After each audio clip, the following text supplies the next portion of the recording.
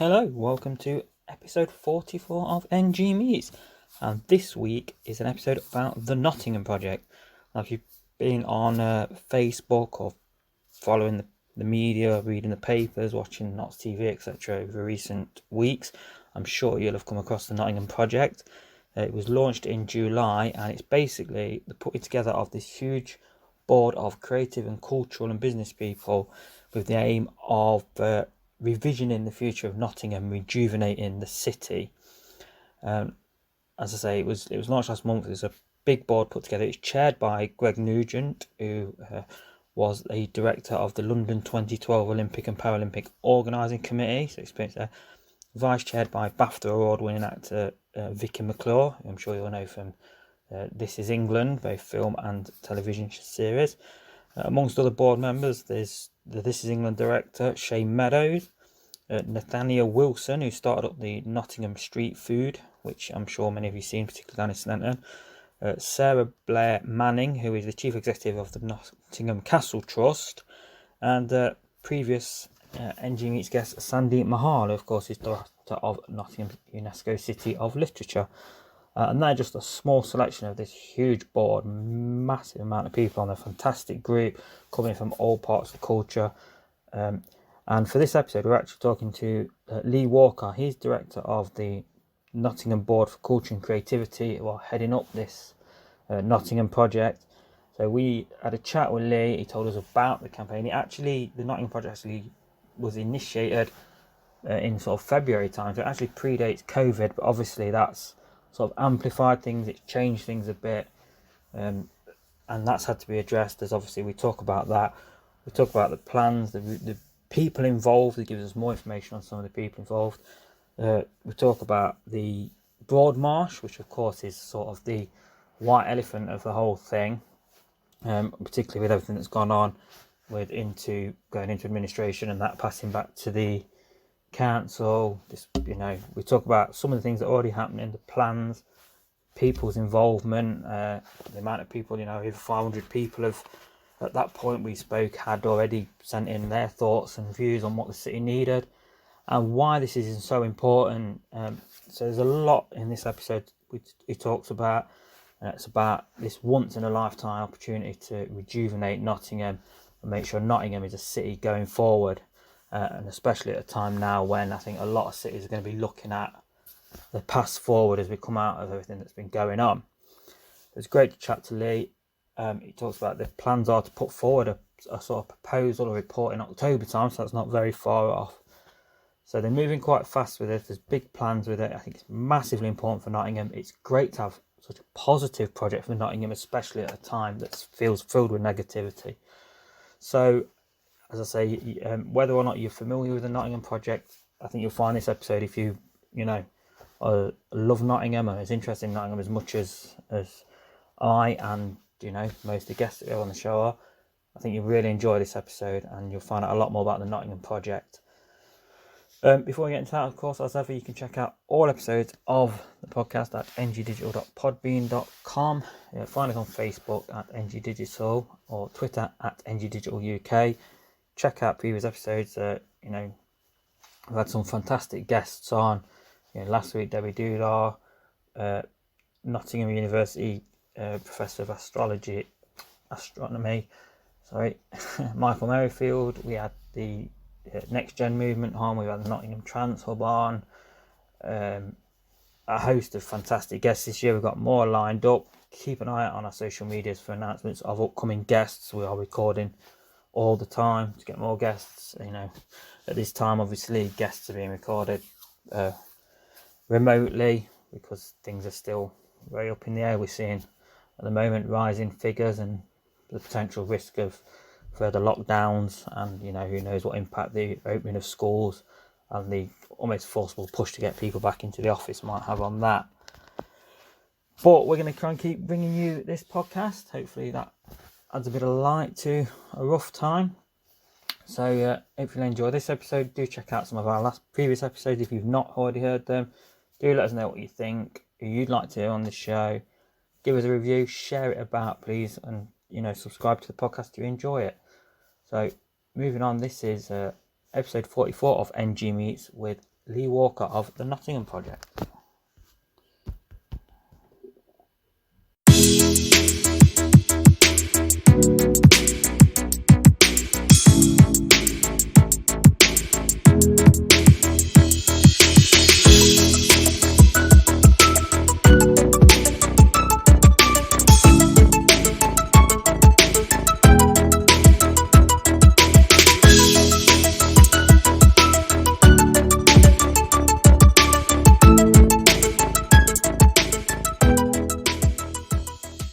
Welcome to NG Meets, and today's guest is Lee Walker, who is director of the Nottingham Project, which I'm sure many of you have heard and seen in the media lately. So first of all, Lee, thank you very much for joining us this afternoon. Thank you for having me. It's a pleasure to be on. No problem. The Nottingham Project, obviously, it's a very new project. I say a lot of people have probably seen it, but maybe don't really know an awful lot about it. So if you just want to give us sort of a brief overview of the Nottingham Project to start things off. Yeah, sure. So I started working on the Nottingham Project, or more specifically for something called the Nottingham Board for Culture and Creativity. And the Nottingham Board for Culture and Creativity is the board behind the Nottingham Project. And I joined the project in February, which is when we started, and I was recruited as the director, and a gentleman called Greg Nugent, who was Chief Marketing Officer for London 2012 and has worked on some big regeneration projects across the world, was recruited as the chair, being a lad that grew up in Nottingham and then moved away, but obviously has a passion for the city. So we came together in February with the idea of jointly believing that culture and creativity could do or be a bigger part of Nottingham's economy, and that maybe we didn't quite sell the amazing stuff that happens in our city to the fullest of its potential. We didn't maximise it by bringing it all together, and we both shared that vision for what this could be. So we worked together to look at how we could put a board together that included the people that seem to be on boards quite a lot in Nottingham, and as you'd expect from those big institutions, so also from our strategic partners, so the two universities, the Arts Council, the City Council, the Business Improvement District, and those people that are heavily influential in that sense. But we wanted to combine them with what we believe is essentially sort of a plethora of Nottingham's cultural and creative royalty almost. So people like Vicky McClure, who's very kindly agreed to vice chair the board, and people like Shane Meadows, but then also people like Nathanial Wilson, who's the sort of brilliant mind behind Nottingham Street Food Club. And so we tried to come up with a board that actually combined those things together and could think about the future of Nottingham as a creative economy. And then, obviously, as you'd expect, COVID hit, and we felt that February, March was not the best time to launch such a project. So we actually pivoted. We launched something called the Robin Hood Fund, raised the best part of £100,000 for charities in Nottingham that could make the biggest difference during the crisis, and also sort of proved that by using Nottingham's creative talent, we could really make a difference in that way. So as that sort of slowed down a bit, we pivoted back to work out exactly what it was we could do with the Nottingham Board for Culture and Creativity. But obviously everything had changed, and one of Greg's great phrases is any plans that were made prior to COVID probably need to start again, because the world's fundamentally changed. And certainly the city has changed as a result of it. And so we had the opportunity, through some links that Greg had, to work with an organisation called Heatherwick Studios and Thomas Heatherwick, who's one of the world's leading creative thinkers. And he was really interested because when he was growing up, he was obsessed with Robin Hood and Robin Hood films, and actually took up archery as a result of watching Robin Hood, and also was obsessed with Raleigh bikes and had a Raleigh bike. So has always had an affinity with Nottingham as a city, and wanted to see what he could do and bring his expertise, his external expertise, to that. So we're working with them and really using them as a sort of, I suppose, an external lens to be a critical friend for the city. So our board has all those individuals on that you'd expect, as I've already said, and the project is from Nottingham and by Nottingham and for Nottingham, and absolutely needs to be owned by the people and the organisations that are in this city. But by working with the Heatherwick Studios, we were able to have that external lens and critical friend that I suppose pushes us and encourages us to be really bold in what we bring forward. So part of this 12-week process where we'll end up with, we believe, is bringing forward what we see as the potential and a vision for Nottingham as a city, the city that's grown, and then a city that's also reimagined as a sort of cultural and creative economy that can transform the city over the next decade. I think it's interesting there, because you obviously talked about how you got started and in sort of February time. So obviously the idea behind the Nottingham Project predates everything that's happened this year, but arguably makes it ever more important. And as you said as well, fundamentally changes things, because in particular, obviously the creative and cultural aspects of the city have taken a massive hit. I think we're only just this weekend, I think, finally getting to a point where we might start to see live music again, and even that's we're talking, very, very minimal gigs, small gigs with very minimal people turning in. So we know the economy's in trouble, and it's going to be a very big and long road back. So although the project, I guess, encompasses more than that, I guess it's obviously going to have changed the way that project develops. Yeah, I think there's probably a couple of bits to say on that, really, which is, we shouldn't kid ourselves. The city had its problems and the opportunities prior to COVID, but what COVID's done, I don't think it's created a crisis for the city. I think it's exacerbated and sped up that crisis. Yeah. I think a lot of the factors that we were concerned about prior to COVID still remain problematic, but what COVID's done has speed up that process, I think. And it's really interesting. I was looking at a study a couple of days ago. So we're really interested in the way that Austin regenerated itself, Austin in Texas. Okay. And Austin had a few factors that were really similar to where Nottingham is today. So it was an old mining place. And obviously the mining stops when the minerals dry up, and as a result they were left with a decimated economy. But it had some factors that are really similar to what we see in Nottingham today, by which I mean it had a lot of land that was in good positions that could be repurposed, and they were bold enough to see that giving that space to creatives and cultural organisations could make a real difference. And then on top of that, it had an over-indexing, high-performing university, and in Nottingham's case, we have two world-leading universities in their own field. So again, that feels really similar. And then it also had jobs in the creative economy, or it invested heavily in those jobs in the creative economy. But crucially, and this really fits and resonates with Nottingham, it's a place that's affordable to live. So you can and still can live in Austin much cheaper than you can in a lot of other places in that area. And it meant that people could take the jobs in the creative economy that they wanted. And that feels to me and to us like a very similar set of cases to where Nottingham is. So it's one of those places that we really take inspiration from in the work that we're doing. And I suppose the other thing I'd say is that, one of the other things that we've been overwhelmed by the amount of interest in the Nottingham Project since its launch. And I think that's because there is a realisation that there's a moment in time now, not just for this project, but for the city in its widest possible sense. And I think there's a public realisation that we need to go further and be braver and be bolder and do more than we've ever done before in terms of pushing for a vision that really feels right for Nottingham.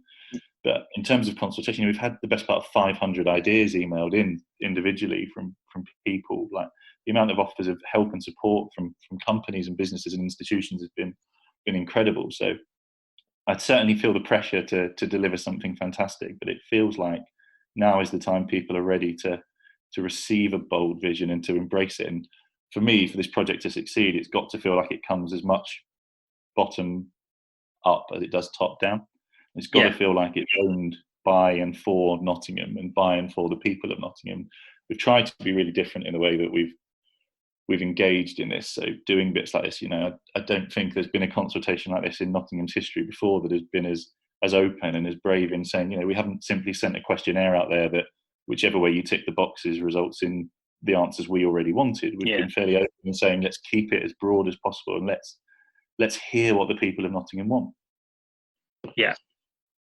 I think one of the things that stands out, particularly when you look at the the board and the people involved is that a large key part of this is about bringing different organisations and creative people and things together. So these are the people that are already, invested in Nottingham, involved, passionate about Nottingham. This isn't, as often happens in these kind of things, this isn't sort of management consultant type people coming in with ideas. These are people that live and breathe this Nottingham community and this creative scene, and it's brought in these people together, which I think is going to make a huge difference, because they're the people you need. And I think you often look at sort of consultation projects, and that's not often the case with those kind of things. Yeah, I think I'm not going to criticise others and what they've done, but we certainly feel like we want to be different. We want to feel like it's rooted in the creative and cultural economy of Nottingham, and then also listening to the widest possible mix. And I know we're not doing that just simply to say we're ticking boxes and to be able to say we're doing it differently. It's more fundamental than that. We believe that we'll only deliver the best work that creates the best possible environment for the biggest possible change by genuinely listening and then genuinely responding and then physically delivering something that feels just completely different. No place ever regenerated itself by making small 1% and 2% changes. We need to be bold. We need to deliver a vision that feels right. And I often use this opportunity. Like, COVID provides an opportunity as much as it does a risk, because if you look at, no one was sitting in Birmingham in January saying, when our John Lewis closes in July, what are we going to do? Like, all cities have got their problems that they're grappling with. And the best ideas that come forward now give Nottingham an opportunity to make the next decade about Nottingham being the city that really regenerates and really pushes itself and really embraces what a cultural and creative economy can and should look like. It can be a blueprint. Definitely, excellent. And it's obviously, I think you mentioned earlier as well, where, when you talked about Austin and you talked about some of the similarities there, and she's mentioned the universities, which, for Nottingham, for a city of its size, are a huge selling point. But not only that, they obviously ensure, every year a huge influx of new people coming into the city. And I've talked about this in the past with sort of creative organisations, because it often brings in new ideas, new creative people, new artists, musicians, and things like that. And it's so, like you say, and obviously the fact as well, Nottingham's position in terms of within Britain, I think needs to be made more a point of. It's a place where you can get anywhere in the country from easily, for the most part. So yeah, I mean, just in terms of the universities, like, they've been, I cannot offer more praise than I really want to about those universities. They have been so fantastically, probably our biggest supporters, and by a long way. They see that for their universities to continue to be the world leading amazing organisations that they are, that they need to be rooted in a city that people want to come and be in. And some of the feedback that we've had from them is that Nottingham is a city that people want to come and study in. The difficulty, maybe, if you like, and where we feel we can make a difference by this visionary work and over a decade of change, doesn't necessarily always feel like a place they want to then settle in afterwards. Right. And it's how we would see it as, to do that, to deliver that is the key to increasing and improving and delivering a vision that really makes people feel like Nottingham is the place they want to stay. You really, until you think about it, you could live your life in Nottingham. You could come here and go to university. You could fall in love with the city. You could probably fall in love with someone while you're in the city. You could spend 2 or 3 years living in a fairly decent, affordable flat in a city centre, having all of that on your doorstep. And at the point you're ready to take the next step of your life and move out, we've got some of the best suburbs at the most affordable prices anywhere in the country. And that was back to that Austin point that I made earlier. So you can start to go on that journey. And if you think about slowly moving out and then into the Shire, you could have a bigger house with a garden like this. You could move to Nottingham and go through the stages of changes in your life and still feel like Nottingham is your home at all of those points. And I feel like we probably don't make enough of that as the journey that you can go on. That Nottingham can be the place that you come to, and at every stage of your life, it flexes to meet your needs and desires at that point in time. Yeah, I've never thought of it. I mean, as I'm somebody, I'm born, raised, never lived anywhere outside of.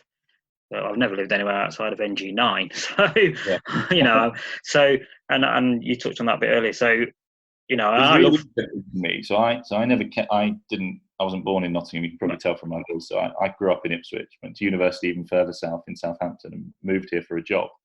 And I moved here and did some work in the city centre. I was astonished by people that I'd speak to in businesses or in just individuals that would say, "Oh, well, Derby's getting much better," and no disrespect to Derby or the other cities around there, but it's just not true. And I don't mean that in a biased way. I mean, empirically, it's not true. They're not our competitors in the way that we see them as. And if we want to succeed and we want to be bold, we need to look, not even to Leeds and Manchester, but to cities that have reimagined themselves, like Austin and Berlin. Like what we're talking about here is a fundamental reimagining. But there's so much great stuff in Nottingham, so many great opportunities that if we can just harness that, it really does feel like the city that could have the next big regeneration.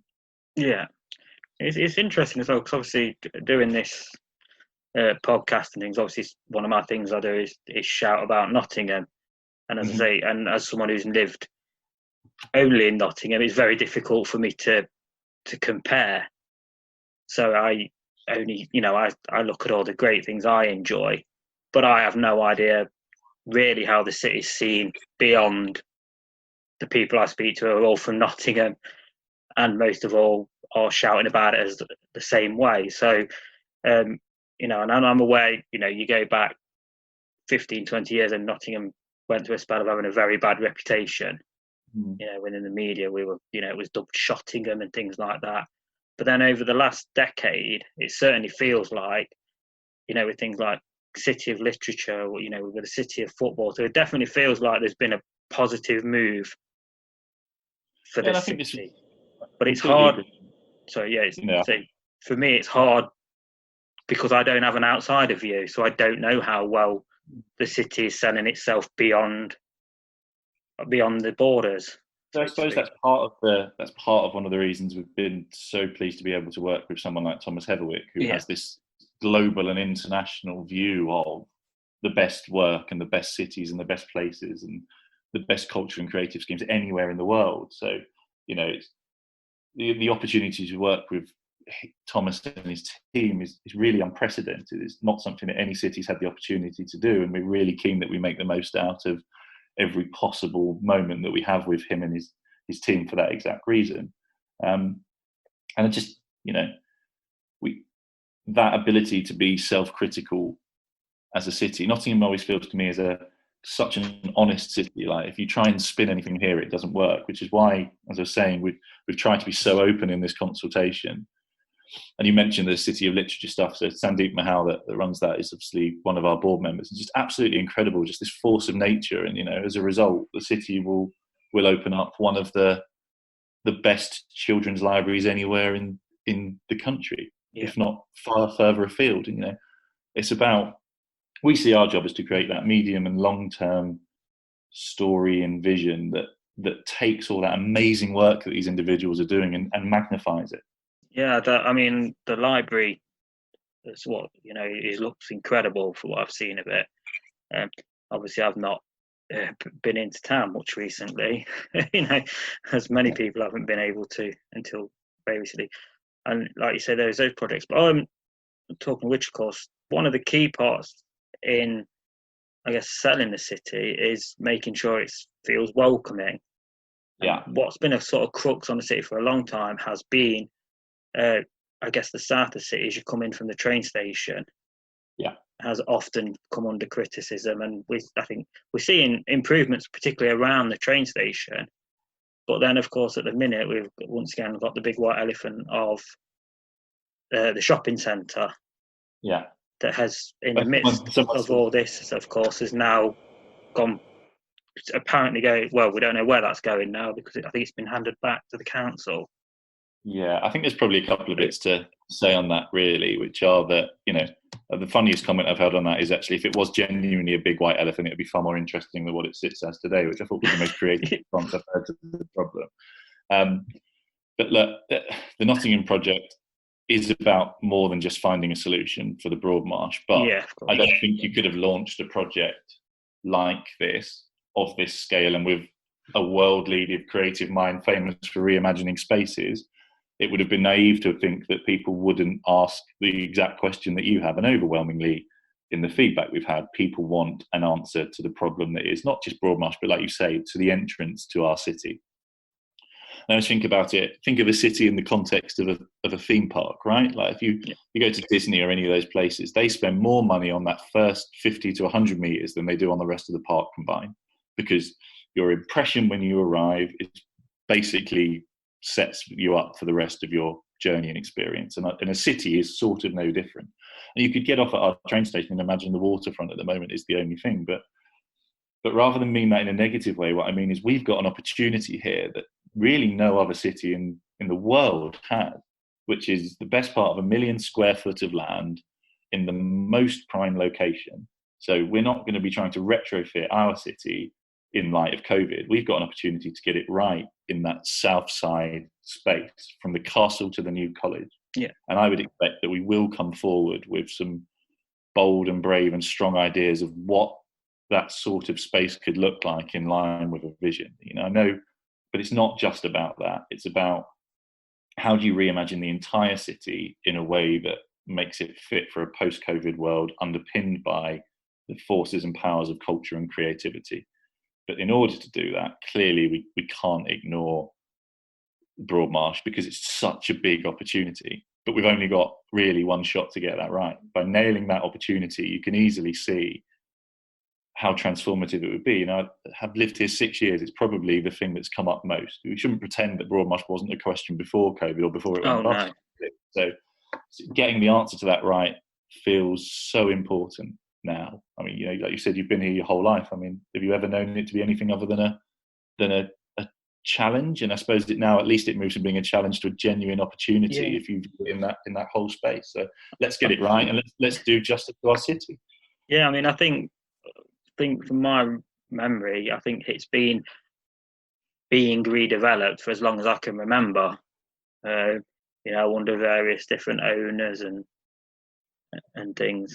But obviously that, like you say, that's just a part of the jigsaw. And I guess the timing of the into administration and it being handing back kind of ran almost parallel with the announcement of the project launching. So it is going to come up all the time. And like you say, and it always will, because I think it's overshadowed a lot of the good things that have happened in Nottingham redevelopment wise over years. But it has been like a sore thumb, hasn't it, against, we have got great projects going on. The castle, we talked to Josh from the Castle Trust, and the incredible stuff that they're planning there.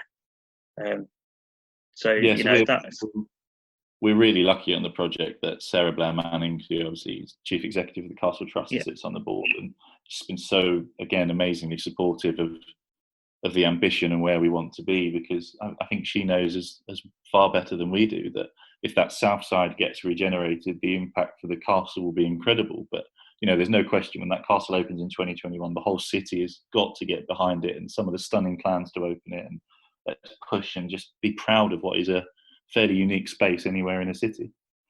Yeah, I mean, when we spoke to them, one of the things that came up obviously is, it's very rare to have that sort of castle venue right in the city centre like we've got it. They're usually a lot more out, aren't they, in sort of more countryside areas. And I think, Nottingham does have, one of the good things about Nottingham, does have a lot of amazing things in quite a small, relative to a lot of places, space. This sort of city space. Doesn't take you that far to walk sort of across it. Yet there's a lot of, this from the square to the castle. We've got some amazing venues. You've got the Justice Museums only a stone's throw away. So it's got quite a lot of things concentrated in that area. As well, obviously, as some amazing places. We've got some amazing parks and things as you get to the edges of the city. again, there's so much I love about the city, but again, like you say, there's issues to resolve, but there's also making it suitable for the modern world, which is changing all the time, and was changing anyway, but perhaps it's changing faster than anyone anticipated now. Yeah, but like anything with any crisis, and obviously the effects on individuals' lives, like in a health sense, in an emotional sense, in a financial sense, have been absolutely decimating. But for our city, I just feel like we have to take the opportunity, and it's a fantastic quote that I think stems from Machiavelli, which just essentially boils down to don't waste a crisis. And if we really can't waste this crisis, because we had problems before that have been, as you said, sped up and exacerbated by this, but by taking the inspiration from places like Austin that did just absolutely nail a cultural and creative regeneration of its city, or from Berlin post the fall of the wall, you could almost see the Broadmarsh as our Berlin Wall. Yeah. It's such a, I mean, physically it's a wall now as a barrier to the city, but the opportunity to see it as, it will come down, and something will have to go in that space. And actually, when I think of the Berlin Wall, I think of the images of the people tearing it down. And I think of the sort of emotional change that made to people to feel like that had happened. And I feel like if we get this right and get the vision right, and that space on the south side regenerates, that same feeling of this is a real place to do something now will come through. Because I don't think the effect that Broadmarsh has had on people's emotional attachment to the city should be underestimated, which is why if you can flip that, see it as an opportunity and do more in that space as the city grows, and then use that as the catalyst for change for the whole city, something genuinely stunning could happen in our city. Yeah, that's again that thing, isn't it? It's like I say, this is a once in a lifetime revision of Nottingham, but having that big project, and also I guess having the aftermath of COVID, offers that opportunity to sort of, once you get that ball rolling with something like that, then it's almost a lot easier to encourage the rest of it, and to sell the idea of the rest of it, because things start to get better, people want to keep that going. So if they see it's momentum when you start something. If let's say we get to October and we bring forward some public plans and we come forward with a plan that's convincing, then you start to move to the next stage, which is how you turn that from being a dream into being a credible reality. And just to be clear, we won't bring forward something that we don't believe can become a reality. So therefore it has to be rooted into that. The last thing this city needs is a nice document or video sitting on a shelf. It's got to be something that is deliverable by those people that really have to deliver it and have to own that space. But it's about that snowball effect, as you say. So you create that vision and that dream that people want to buy into, and then they actually invest in it, and then they start to see maybe some smaller projects coming off in the first instance, which builds a momentum towards some medium-term deliverables, and maybe that's about transforming some of that space, so that as that picks up over a longer period of time, it starts to transform the economics of the city, and you can start bringing more investment into it. But on top of that, I'd say the bit that really motivates me is Nottingham sits at 150 out of 150 on the Youth Deprivation Index, and success for me looks like in a decade, clearly not just not being bottom 100. Like let's transform it. Let's give children and young people the opportunities that they deserve. Because to me, it's damning. There's no more damning statistic on this city than being 150th out of 150 for youth opportunities. Like that has to change.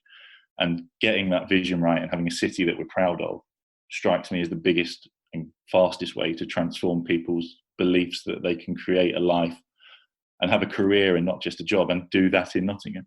Yeah, and that it seems, like you said, that's a damning statistic, and especially when you're a city with, the reputation of having two of the best universities in the country and maybe in the world.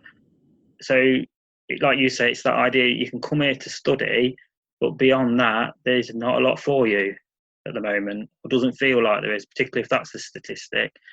Well, I think I think to be clear, there are things here already, and you absolutely can do that. In many ways, that's ironically what I've done with my life. I didn't come here for university, but I've done those two bits of living in the city and then moving out to the first suburb, and I've got no intention of going. So you can build, and and do that here. I just think doing it on a bigger scale, and the more of that opportunity that we can create, so that my story becomes the norm, not the exception in Nottingham. That's the sort of change that does it on a whole scale level and makes everyone believe that they can do that in this city.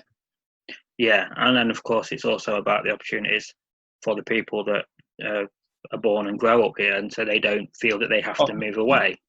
Yeah. You know, there's people with potential, and you want to keep that potential in the city, helping grow the city in whatever area they end up. Yeah. To my mind, you don't want to lose potential at any point. So you don't want to lose the brightest young people that you grow in your place. Like, clearly they should feel like, even if they want to go away and experience a different city for university or for college or for whatever, or some work somewhere else, they should want to return home. Nottingham should always feel like it's the place that is the best in the world for what those people want to do. And then equally, people that do move here, it's how you retain them. It's about making Nottingham feel like the place for you at whatever point you are in your lifestyle.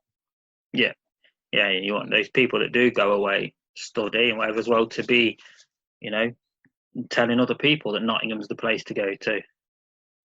One of the things that came forward in some of the conversations we've had with Shane Meadows, for example, is Shane Meadows wants to start and finish his films here, but he can't do the end-to-end bit in Nottingham, whereas he could in, say, Birmingham or Manchester. Right.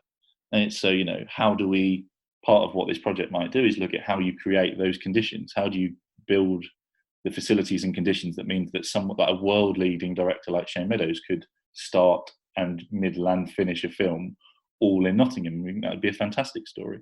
And then off the back of that, we give so many more opportunities to people to work and live and enjoy working in the film industry in Nottingham. Yeah, I mean, because obviously, again, Nottingham has got, a very well respected and known young acting workshop in the television workshop. But again, often we spoke to people from there, and most of them have at some point ended up moving out of the city, usually down to London, because at the moment that's where the opportunities are. And I know London is always going to be difficult to compete with, but even if you can offer a selection of, or a percentage of them, the opportunity to do that work without having to move away, again, it's that snowball, isn't it? It grows from there. Once people see that you can do this in Nottingham, more people will want to. And that's the bit I was saying. And I think that's the bit I was trying to say from the Austin story and model is actually if you do that in London, don't get me wrong, London on a summer's day when the sun's shining, you can be on the Thames, is one of the best, if not the best city in the world. But it's about that choice, right? It's about saying Nottingham is a credible option. And actually, if you do want to do that in Nottingham and you can do your film end to end here and you can have that career here, you can also have a far bigger house and a garden and a different lifestyle. And you're not going to be sharing with 4 people until you're 35 or 40. Let's make it a credible alternative. Of course, people will be drawn to London for some, or in some cases, they will want to move there. In the same way we'd want people to move to Nottingham. But let's make Nottingham that credible and obvious alternative for the culture and creative community, whether they're from here or not in the first place. Yeah, definitely. And I think you mentioned it, and one of the things I've seen is obviously you said the feedback. I think the project only launched just over a month ago. July. Yeah. But you said, and I've seen that the feedback already has been phenomenal, I think would be an appropriate word, which I guess for you guys is exactly what you want, especially with everything going on. It must have been wondering how much people would respond at the moment, because obviously people's minds are quite distracted by everything that's going on. But it's clear that there's a lot of passion out there for this project and for rejuvenating the city. Yeah, I think the fact that we did an open call and didn't try and constrict how people could feedback or engage into us really helped people feel like we were going to listen. But one of the things that struck us was, and I think I said, over 500 separate ideas coming in from individuals, and some of those were long PDF documents that it felt like they'd had these ideas, but just didn't feel like there was anywhere they could take them forward, or at least didn't feel like there was anywhere they could take them forward and they'd be listened to. So we definitely feel the sort of pressure in a really good way that people do believe this is maybe going to be done slightly differently, and that we have tried to be really open book about it, and that we will try and listen. Inevitably we can't take forward 500 of everyone's ideas. What I would say is there are some clear and interesting themes coming through in the work. So I would feel that most people that have written in and asked and engaged will feel like they can see that reflected in that vision as it develops. But we're not finished yet, not by a long shot. It's not like we've closed the book. Like, we're narrowing into ideas and themes, but I'd still encourage anyone listening, if they have an idea or they want to get involved, to follow any of the social media channels on Twitter or Instagram or Facebook, and drop us an email to futures@thenottinghamproject.co.uk, and have your say on the way this is shaped, because it's got to be a vision that works for the people of Nottingham. Yeah, and I think that's key, isn't it? Like you say, there's probably a lot of people out there, have often had ideas about what the city needs, and I'm sure there's plenty of people, that have had discussions with friends and family about, what they'd like to see in Nottingham, what they'd like to see change in Nottingham, what they're happy with, and things like that. And no matter what your ideas or what your views are, there's now an outlet to put that idea forward, because, as you say, it could be, in the past, for looking at that, it's like, well, where do you start? Who do you go to? Do you go to the council? Do you go to the different organisations, depending on what part of the city? And now there is an area that, as you say, are welcoming people's ideas, and opening the conversation, I guess, is one way of looking at it.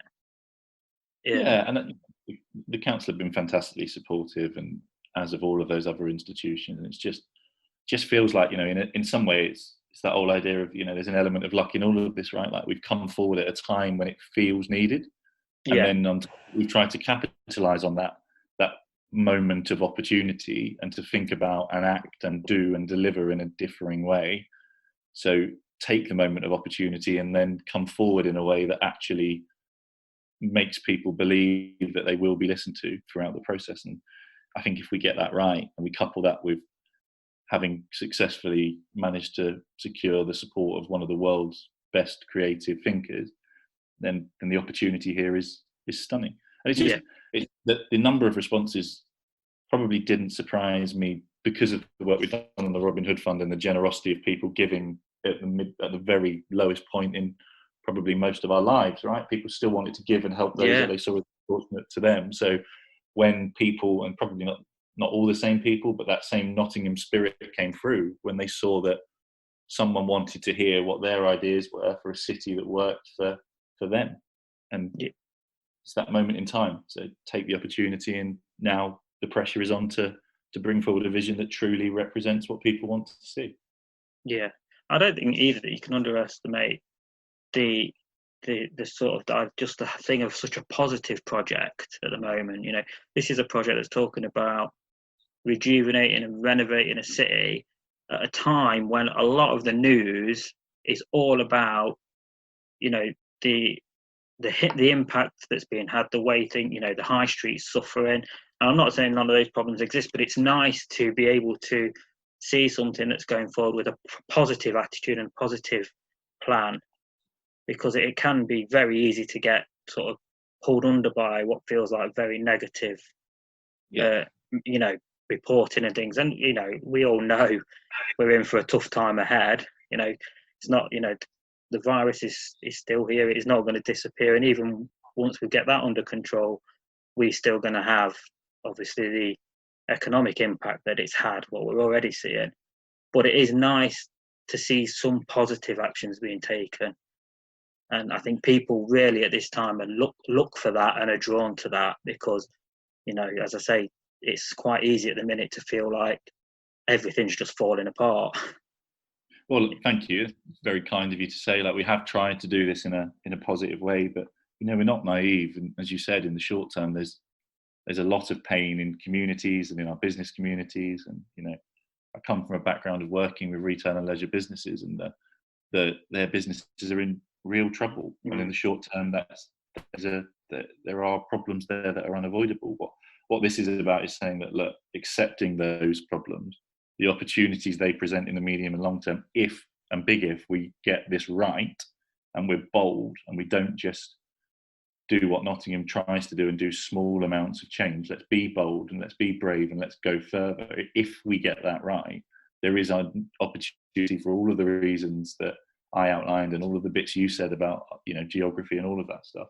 If we get that right, it could be transformative for Nottingham, but it's got to get the buy-in. We need to bring something forward that gets the buy-in from all of the institutions that have so far been fantastically brave in supporting us, but they'll only back something that's great going forward, but then also is backed by all of the communities of Nottingham and genuinely feels like they own it.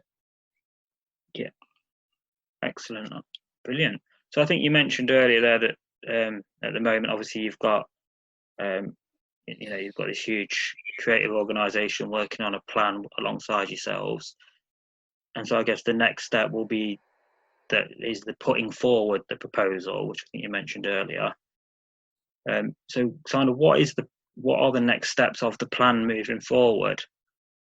Yeah, so we're still in this process of listening and learning and refining and taking in all of these ideas. But I think in summary, the next steps, certainly from in terms of what the public will see, whilst we'll continue to consult and feedback and refine the plan, speaking to those that have engaged and continue to engage and will engage wider. But by sort of early to mid-October, we will bring forward publicly that vision and what that looks like. And then included with that, we'll be outlining how we see that moving from being, as I mentioned, the sort of vision and dream to how that starts to become a deliverable outcome for the next 5 to 10 years. Excellent. So it's quite. That feels quite fast, actually. October. Yeah, but that's back to the bit, Darren, of don't waste the crisis. Every city in the world is currently thinking about what it's going to do. And part of this, the onus is on having pace and momentum. And that doesn't mean doing stuff shoddily. It means doing it quickly with quality. And it means, there's an element here of getting first mover advantage and genuinely seizing the opportunities that come out of something that's had such an immeasurably damaging impact. If you can take the opportunities out of that, then at least the future can look so much brighter. Yes, obviously there's going to be a lot of places that are going to be looking at where they go next and how they move forward. You say, because obviously this has impacted the globe. So, obviously it's a fascinating project, I think, and I know, you've been working on it for quite a while, and the timing, obviously everything that's going on has obviously would have impacted the way people look at it, even if was already happening anyway, as you said. So it's going to be interesting, I guess, to see the way forward with that. So I think we've pretty much covered where things are at the moment in terms of projects. As you said, you're still welcoming further ideas. Yeah. We talked a little bit about some of the people within the team and the fact that I think that's such a key part of why this feels like such a positive project, and a project that I think actually, because it's easy to be kind of dismissive about these sort of big projects. Obviously, I don't want to keep going back to Broadmarsh, but there's an example of when, or at least these huge projects seem to just fall on their face.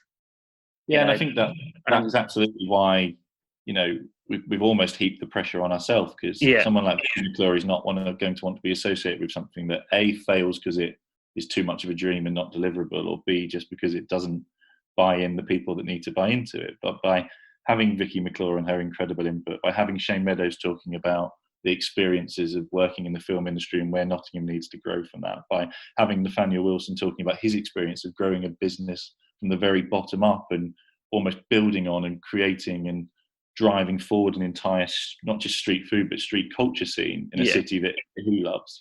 Having someone like Sara Blair Manning, who's working on one of the most interesting heritage and cultural redevelopments anywhere in the country, coupled with someone like Sandeep Mahal delivering an amazing children's library. You start to see the opportunities there. I could keep going, like Richard Whitehead talking about the impact of and how Paralympians, and sport can play a big part in that.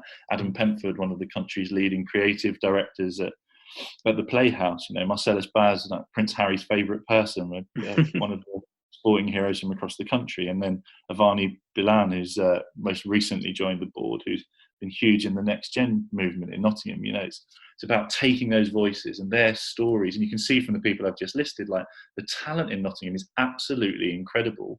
And I feel so privileged and fortunate to have the job that I do, which is to try and draw some of that together and come forward with a vision that means the next generations of the Vicky McClures and the Shane Meadows and the Nathanial Wilsons can look on a city that provides them with even more opportunity. If we're saying that there's opportunity to be better and we've delivered that level of talent already, it's slightly scary to imagine what we could do if we grew in the next decade. Yeah, it is. I mean, it really, you read through the list and it really is it's like a talent guide to Nottingham, as you say. But yeah, and I think the fact that they're able to bring in these skills and experiences from all these different sectors is key to delivering this big grand overarching project to making sure that it offers everything that the city needs, so that when in 10 years' time we're not just talking about Nottingham's famous past, but we're talking about Nottingham's wonderful current. And I'd say that to me is absolutely key as well. I think one of the things we're definitely keen to look at is the story of Nottingham, and I know that's been tried so many times, but to my mind, it's because we've always just looked back to the past, and we've never thought about how that past plays in a context to the future. By which I mean, if you're going to come forward with a story and say, hypothetically, let's say it was Nottingham as a city of rebels, and the Forza Garibaldi team behind that whole Rebel City campaign at Forest, and we've spoke to them a lot about it. But if you're going to say you're a city of rebels, you can't just look back to the incredible rebel history you've had. What comes forward has to be a plan that plays on that rebel spirit, but does some bold and rebellious actions. And, who wouldn't want to go to university in the rebel city? Sounds like exactly the sort of place you want to go and be a student, right? And you build a life there, but it can't just be, it's the rebel city because it had rebels in its past. It's got to be, here are the rebel actions that live up to that reputation. So when we come forward with a story for Nottingham, it will come forward with, and here are the ways you activate that story and bring it to life and make it feel like what Nottingham is now, not just a revisionist history of the past. Yeah, and a part of that, and I've again, because I've spoke to people that are involved in the the Rebel project at the castle, and Left Line, obviously, along with the castle, have been running that at the moment. And I think one of the things that when you draw that down to is about the fact of celebrating Nottingham for its people. Whether it's the people of the past or the people that are living here now or the people that are going to be rebelling in the future. And I think that's it. Making the story in Nottingham about the people of Nottingham. It's that whole bit about space versus place, right? So you can have a space anywhere in the world, and it can be anything to anyone. If you want to actually create a place that people want to be, it has to mean something and feel something, and that's about the people. Yeah. The place is absolutely rooted in people and the story and what that place means to them. And that's what we've got to get right. It's got to be a place, not just a space. Nice. I like that's a brilliant one. So it's fascinating to look at from someone who, as I say, is I've only ever known Nottingham, and I've known it during the times when it's been slaughtered in the press, to and being part of the sort of creative scene over the past sort of 10 years or so, and seeing how the great things that have happened with the city of literature, the city of football, the fabulous events that are put on here every year. But it's fantastic to see that there are people still wanting to do more to take this city forward, and make sure it's a standout city and like you said, a place that people want to come to. And it's I'm very fortunate in that we are as a project backed by the most incredible board of people. But on the day-to-day basis, having it chaired by someone like Greg Nugent, who I think is the most successful person from Nottingham that's done well to keep his name out of the press and is now boldly stepped forward to do it. You know, some of the projects he's worked on, we're very fortunate to have that level of visionary mindset from Nottingham and wanting to come back and work on their city, you know. And Greg will not accept something that doesn't live up to the quality of work that Greg delivers. Equally, you know, Simon Bristow also works on the project with me, and Simon was for a while global head of PR for Adidas. You know, and again, it's just about finding these people that were born and raised in Nottingham. And we've had people come forward on the project saying, actually, I'm doing this now, and they all still love Notts. They still love it as their place, right? And it's, if we can get those people and harness them, like, again, can do so much. So just feel very lucky to be able to work on such a great project with such an incredible group of people. But that with it comes an awful lot of pressure to deliver something stunning. Yeah, but that's it. But like you say, that's why you need to get that momentum going and keep it going.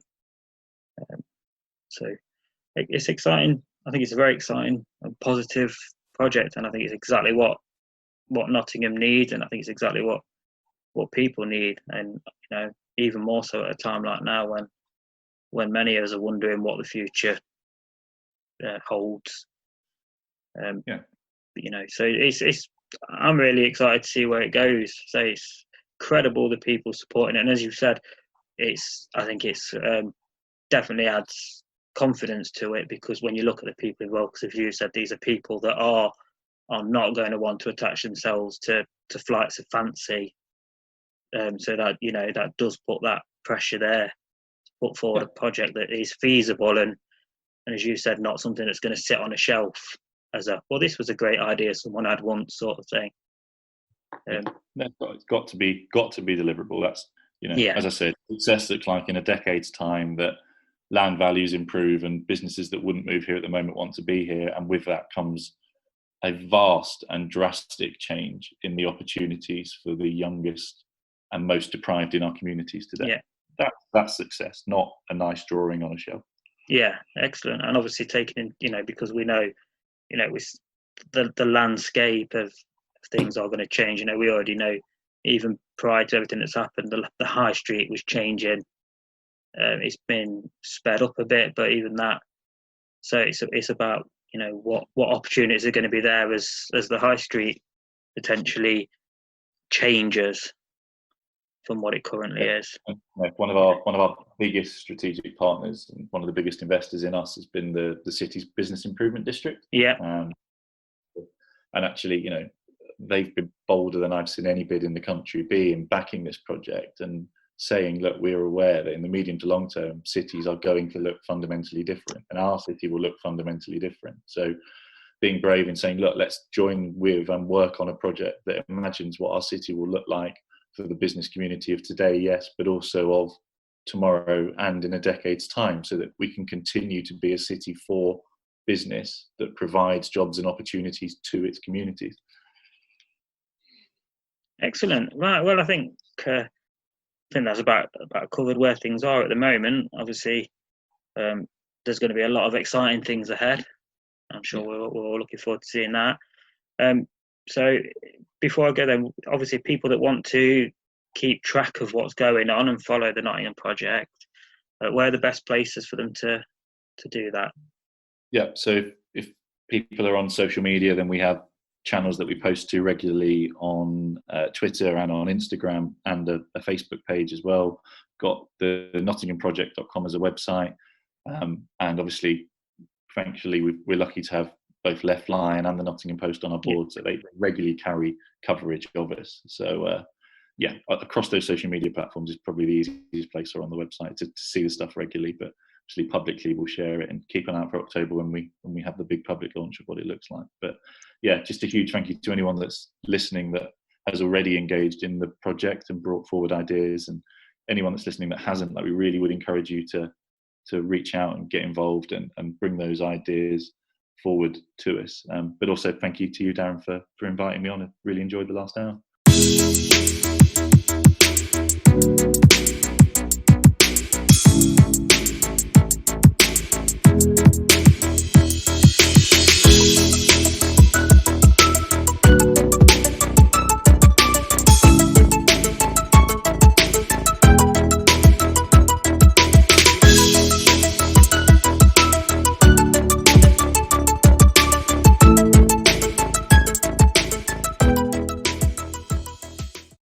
So a massive thank you there to Lee Walker from the Nottingham Project for a really in-depth look at the plans behind that.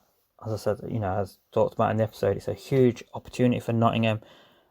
It's got to be done right. They're determined to do it right. They've got a great board of people behind it. They're looking for input. If you've got something you think important to say about the city, let them know. You can find them on facebook.com/the Nottingham Project or the nottinghamproject.com, their website, and they are looking for people's input.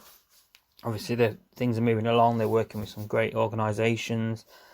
There's great people involved in the universities, the council, massive creative people and communities. So it's a big project. It's an exciting project. It's going to be interesting to follow it and see how that grows.